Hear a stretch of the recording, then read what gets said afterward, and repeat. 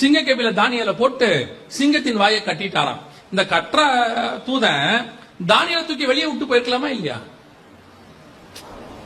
இல்லையா? சிங்கத்தின் வாயை கட்டுற அளவுக்கு இருக்கிறவன் தானியல் தூக்கி என்ன பண்ணிடலாம்? வெளியே தூக்கி விட்டுட்டு கால ராஜா வருவார் தானியல் அது வரைக்கும் உட்காந்துட்டு சொல்லலாம். அதுவும் பெரிய மிராக்கள் தானே. ஆனா சிங்கத்தின் வாயையும் கட்டிட்டான், தானியலையும் உள்ளேயும் விட்டுட்டான், தூதன் போயிட்டான். இப்போ சிங்கம் எப்படி இருக்கும் பாருங்க. அது நல்ல சிங்கம் இல்ல. நல்ல சிங்கம் எங்க இருக்குதுன்னா எருசலேம்ல இருந்துச்சு ஒரு சிங்கம்.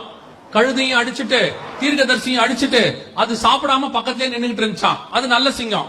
ஆனா இந்த சிங்கம் அப்படி இல்ல, சாப்பிடும் போல. அதனாலதான் தூதன் என்ன பண்ணிட்டான்? வாயும் கட்டிட்டான், பக்கத்திலயும் உட்கார வச்சுட்டான். இப்ப அந்த சிங்கம் அப்படி பாத்துக்கிட்டே இருக்கும். எப்படி பார்க்கும் தெரியுமா? டபுள் மடங்கு கோபத்துல பார்க்கும்.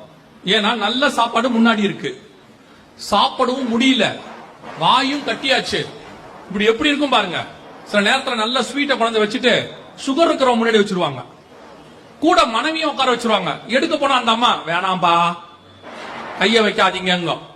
அந்த மாதிரி சிங்கத்துக்கு முன்னாடி உட்கார்ந்து இருக்காப்ல யாரு? தானியல் உட்கார்ந்து இருக்காப்ல. இப்ப தானியல் சிங்கத்தை நேருக்கு நேர் பார்க்கவும் மாட்டாரு, ஏன்னா சிங்கம் முறைக்கும்.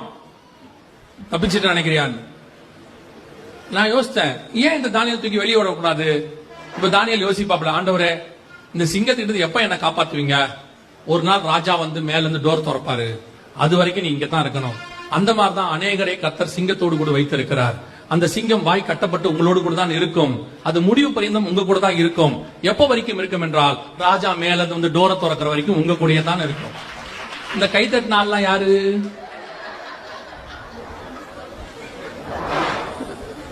எப்படி ஃபீல் பண்ணி தட்டுறான் பாருங்க.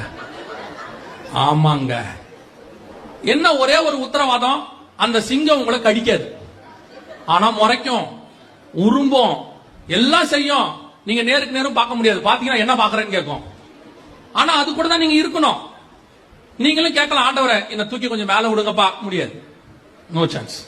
எப்ப வரைக்கும்? நான் வர வரைக்கும், ராஜா மேல இருந்து வர வரைக்கும். இப்படி பல நேரத்துல ஆண்டவர் மறந்துருவாரு நம்மள உள்ள விட்டு.